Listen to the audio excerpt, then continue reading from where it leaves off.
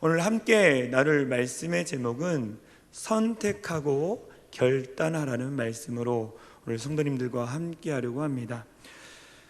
어느 분이 딸의 대학 합격증을 받아놓고 기분 좋은 시간을 보내고 있었습니다. 딸이 대학을 합격해서 기뻐하는 모습이 너무나 좋았습니다.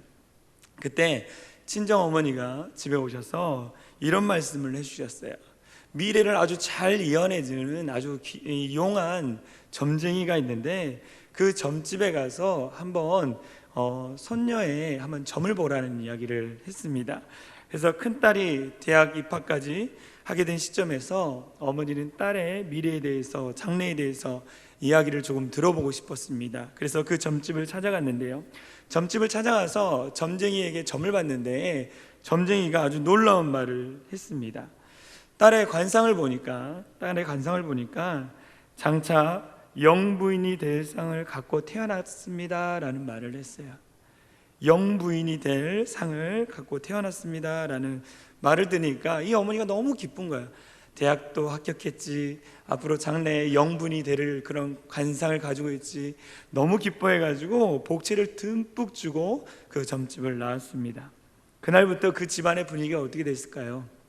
그날부터 그 집의 분위기가 바뀌어지기 시작했습니다.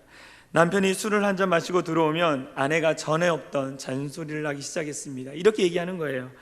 대통령 사위를 볼 사람이 이렇게 술을 마시며 다녀도 되냐고 이렇게 잔소리를 하기 시작했습니다. 점쟁이의 말을 믿지 않는다라는 딸의 행동도 조금씩 변화가 생기기 시작했습니다. 대학에 입학하고 나서 친구들과 미팅을 하기로 했는데 미팅에 나가기 전날 밤 아무래도 안 되겠다라는 생각이 들었습니다. 그래서 친구에게 전화를 해서 내일 미팅 자리에 나가지 못하겠다라고 이야기를 했습니다.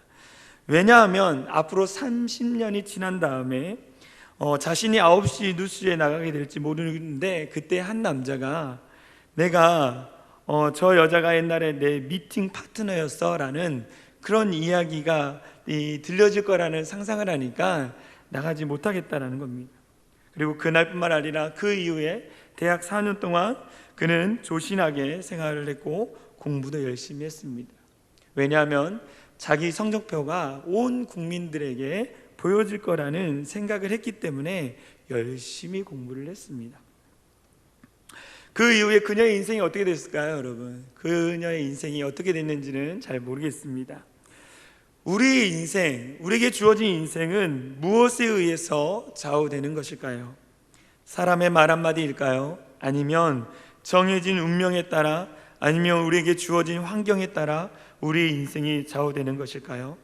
많은 사람들은 자신의 삶이 불행해지면 자신의 운명을 탓합니다.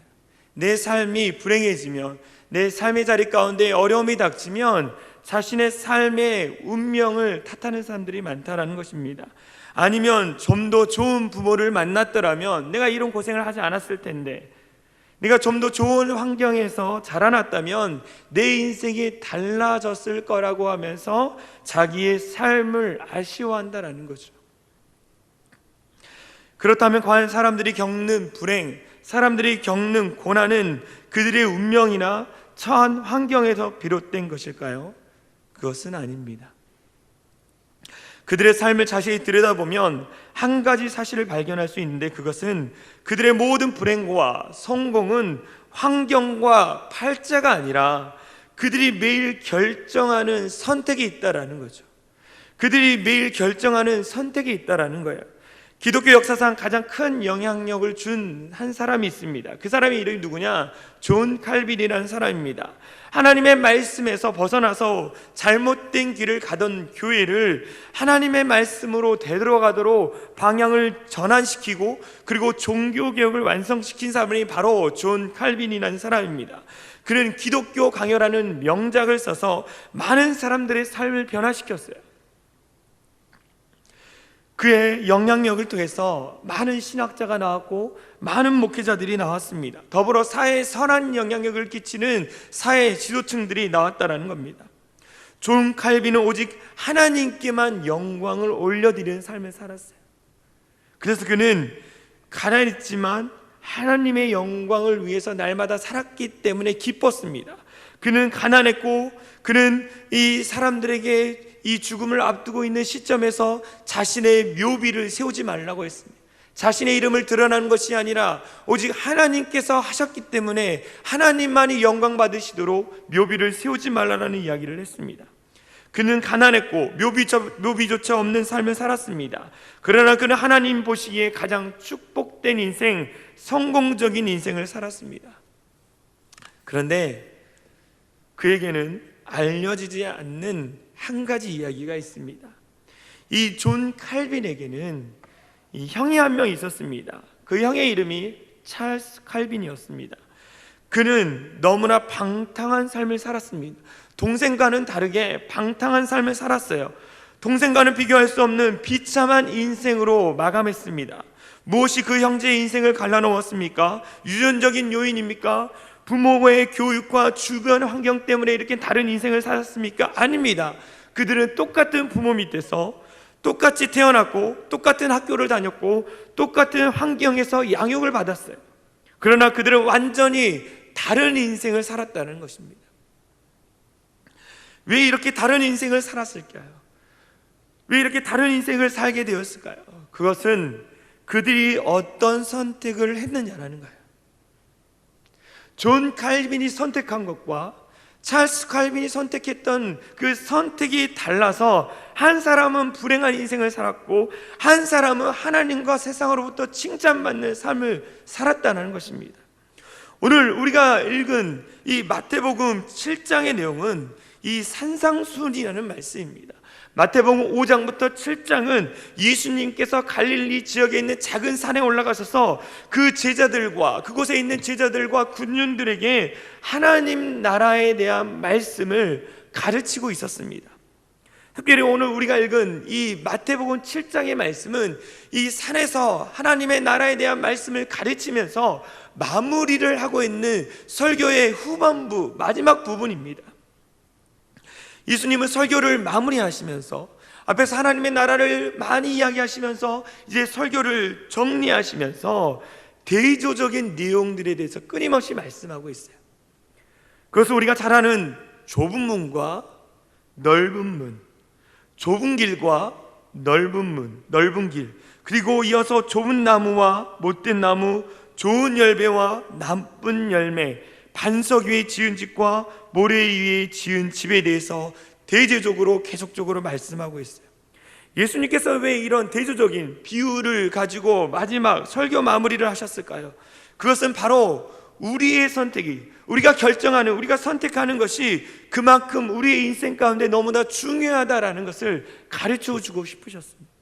우리가 선택하는 것, 믿음의 길에서 우리가 선택하는 것, 그것이 너무나 중요하다라는 것을 주님께서 우리에게 말씀해 주고 있다라는 거예요. 예수님은 산상설교, 제자들과 그 군중들에게 하나님 나라의 백성의 삶에 대해서 가르쳐 주셨습니다. 무엇이 축복된 길인지, 어떻게 하는 것이 하나님의 의를 이루는 길인지에 대해서 말씀으로 가르쳐 주셨어요. 그리고 우리가 이 땅에서 어떻게 살아야 천국 백성으로 살아갈 수 있는지 그 방법조차도 주님께서 알려주셨어요. 이제 그 설교의 마지막 부분에서 예수님은 우리에게 선택을 요구하시는 거예요. 선택을 요구하시는 겁니다. 너희 앞에, 너에게 주어진 너희 앞에 선택해야 할 두 가지가 있단다. 너희 인생 가운데 선택해야 할 많은 말씀을 들었는데 이 들은 말씀 가운데 너희가 이제는 선택을 해야 하는데 선택해야 할 두 가지가 있단다. 생명의 문과 사망의 문, 좁은 문과 넓은 문, 좁은 길과 넓은 길이 있단다. 이제 너희는 이 두 가지 가운데에 무엇을 선택할 거니? 주님께서 무엇을 선택해야 할 것인가에 대해서 질문하고 있는 내용이 오늘 본문의 말씀이라는 거예요.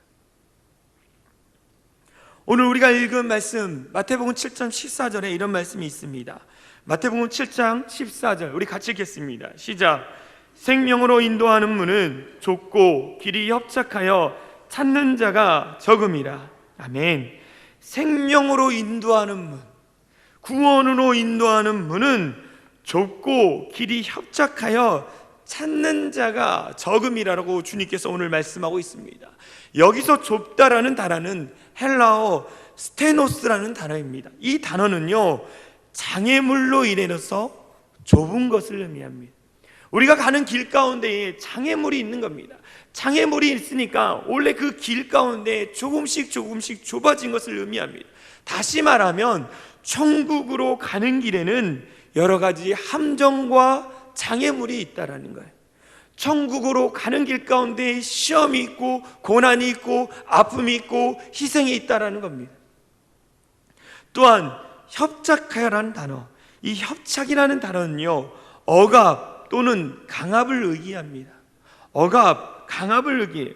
좁은 길에는 억압이 있다라는 거죠. 외적인 힘으로 말미암아 억압당하는 것, 강압당하는 것을 이야기합니다. 이 길이 어떤 길입니까? 믿음의 길입니다. 믿음의 길 가운데 강압이 있고 억압이 있고 장애물이 있고 고난이 있고 아픔이 있다라는 거예요. 이 믿음의 길이 어떤 길입니까? 바로 주님께서 걸어가신 십자가의 길이라는 거예요. 할렐루야. 이 고난과 아픔과 장애물이 있는 길, 이 길이 주님이 가신 십자가의 길인데 이 십자가의 길을 우리가 따라가야 한다라는 거예요. 그런데 오늘 말씀에 이런 말씀이 있어요. 찾는 자가 적음이라. 주님이 가신 그 십자가의 길을 따라가는, 그 좁은 길을 걸어가는 자가 적다라는 거예요. 왜 그럴까요? 그 길에는요, 아픔이 있고요, 고난이 있고요, 어려움이 있기 때문이에요.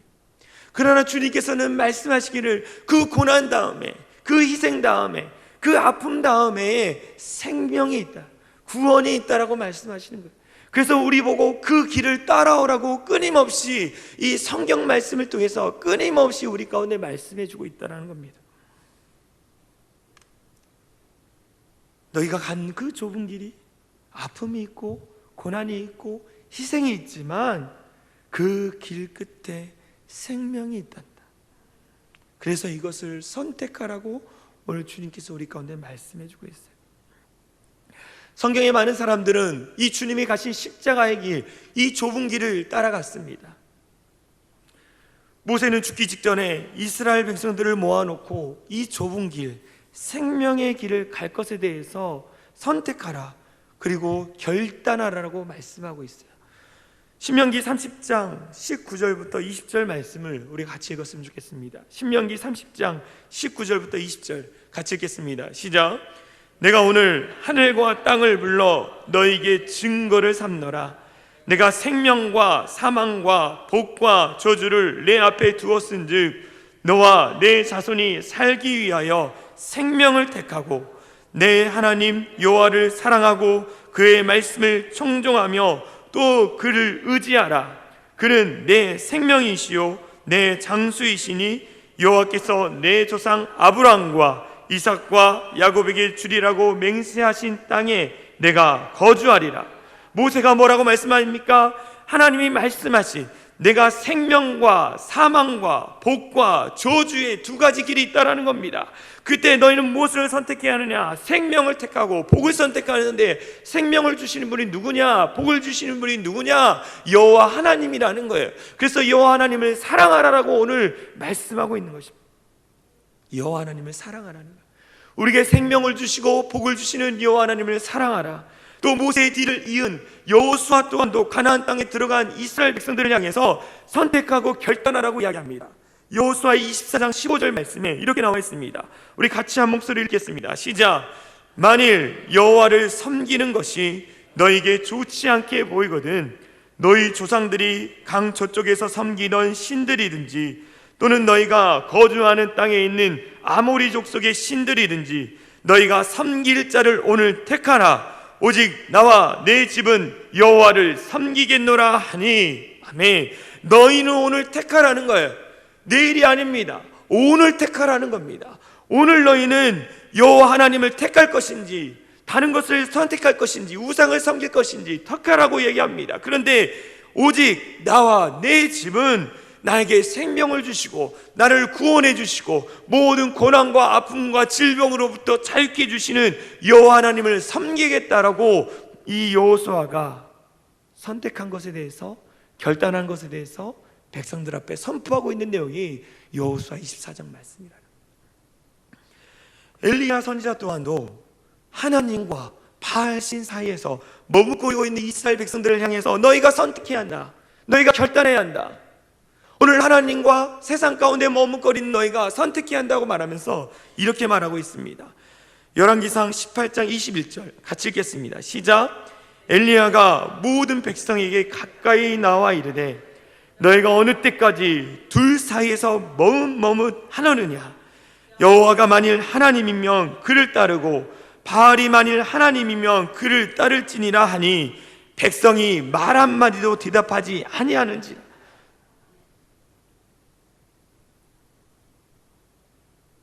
바알을 섬길 것인가, 하나님을 섬길 것인가, 너희가 선택하고 결단 안 하는 거예요.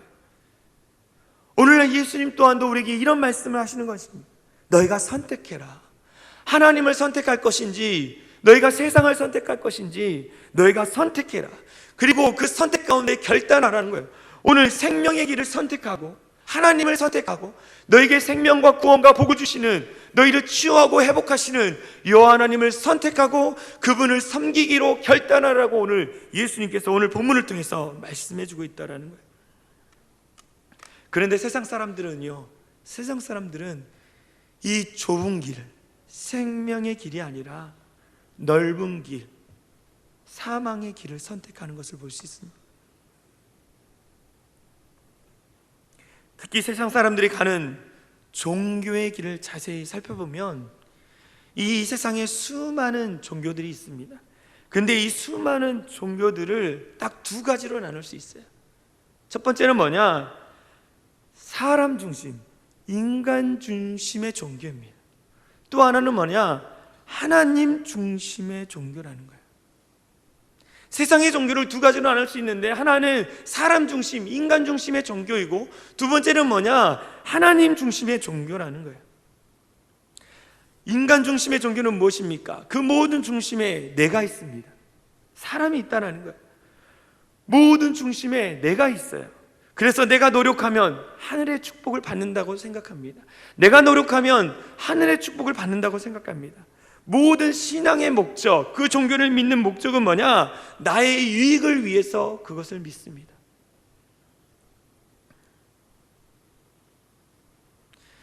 오직 기독교를 제외하고 이 세상의 모든 종교는 사람 중심의 종교라는 거예요. 그런데 우리가 믿는 이 기독교, 하나님 중심의 종교는 뭐냐? 모든 것이 하나님에 의해서 좌우되는 거예요.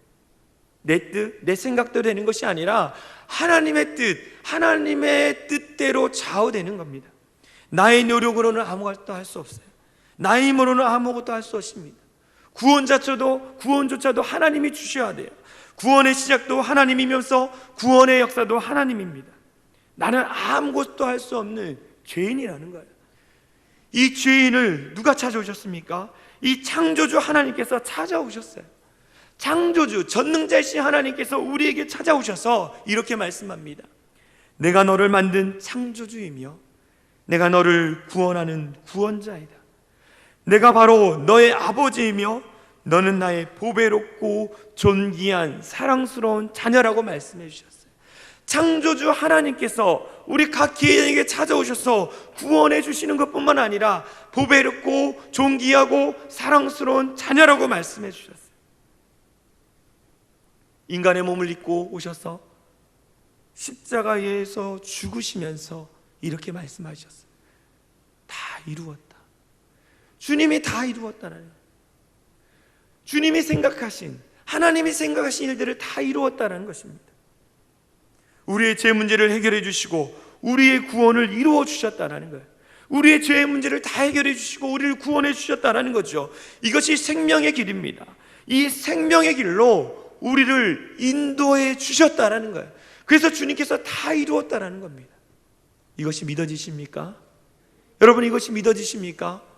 우리 주님께서 십자가에 달려 죽으심으로 말미암아 생명의 길을 여신 것이 여러분 믿어지십니까? 이것이 믿어져야 한다는 거예요.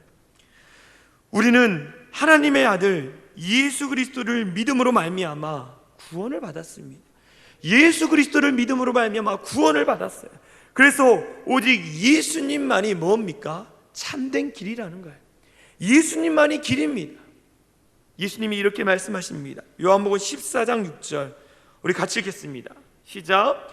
예수께서 이르시되 내가 곧 길이요 진리요 생명이니 나로 말미암지 않고는 아버지께로 올 자가 없느니라는 거예요. 이 말씀은 곧 내가 하나밖에 없는 길이다, 내가 하나밖에 없는 진리다, 내가 하나밖에 없는 생명이라고 말하고 있습니다. 오직 예수님만이 길이요 진리요 생명이라고 그분 스스로가 말씀하면서 이 좁은 길가에 내가 너와 함께 동행한다라는 겁니다.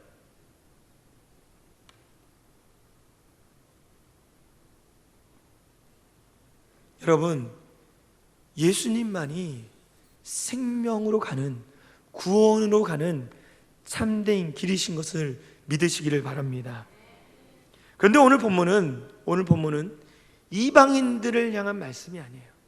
오늘 본문은 교회 안에 있는 우리들을 향한 말씀입니다. 교회 안에서 신앙생활하고 있는 우리들을 향한 말씀이라는 거예요. 오늘 본문에서 교회 안에는 넓은 길을 선택해서 걷는 자가 있다는 겁니다. 또 교회 안에는 좁은 길을 선택해서 걷는 자가 있다는 거예요. 교회 안에는 세상을 선택해서 나 중심으로 살아가는 신앙생활하는 사람이 있다는 겁니다. 교회 안에는 하나님께 맡겨드리며 하나님 중심의 삶을 살아가는 사람들이 있다는 겁니다. 교회 안에 있으면서 세상 것을 택하고 넓은 길을 걸어가는 삶은 삶의 중심에 나 자신만 있습니다. 하나님을 잘 믿고 신앙생활도 잘하는 것처럼 보입니다. 그러나 그 사람 마음 한가운데는 내가 있어요. 내가 축복받으려고 하나님 믿고, 내 자녀가 잘 되기 위해서 하나님 믿고, 내 사업이 잘 되려고 하나님 믿고, 내 어려움을 해결하려고 하나님 믿는다는, 그런 사람들은요, 내 마음 안에 나 중심인 사람들, 그런 사람은요 진정으로 하나님 나라를 고민하지 않습니다. 하나님의 나라를 위해서 애통하는 마음을 가져본 적이 없어요. 이런 사람들은요 하나님의 축복을 받기 위해서 교회에 나오고 교회에 나와서 봉사를 하는 사람입니다. 그들의 마음에는요 하나님의 나라를 만들어 가려는 마음이 없다라는 거예요. 하나님의 나라를 만들어 가려는 마음이 없어요. 여러분들 어떻습니까? 교회 안에서 신앙생활하면서 하나님을 믿는다 하면서도 내 마음 중심에 내가 있지 않는지, 내가 축복받기 위해서 신앙생활을 하지 않는지 우리의 마음을 되돌아봐야 한다는 거예요. 우리는 하나님 나라의 백성이에요. 하나님 나라의 백성은 좁은 길을 가는 데에, 그 좁은 길 가운데에 내가 중심이 아니라 하나님이 중심이 되는 삶을 살아가야 합니다. 하나님이 인생의 중심이 된 사람은 진리의 말씀을 따르기 위해서 부단히 노력했어요. 말씀을 지키기 위해서, 말씀대로 살기 위해서 날마다 분투하고 노력합니다. 그리고 날마다 말씀을 가지고 자신을 되돌아보고 회개하며 하나님 앞에 자기의 의를 내려놓기 위해서 복종시키는 자라는 거예요. 그런 사람은 애통하는 마음이 있습니다. 영혼을 바라보면서, 주변을 바라보면서 애통하는 마음으로 기도하는 자고, 기도하니까 사랑하게 되어지고, 사랑하니까 품어주고 안아주는 자들이에요. 그것이 하나님의 나라를 만들어가는 좁은 길을 걸어가는 자의 삶이라는 겁니다. 날마다 이 애통하는 마음을 가지고 하나님의 영광을 위해서 살아갑니다. 이 좁은 길을 선택한 사람은 매일 아침마다 말씀을 묵상하고 하나님을 찬양하고 기도하면서 하나님의 응답을 기다립니다.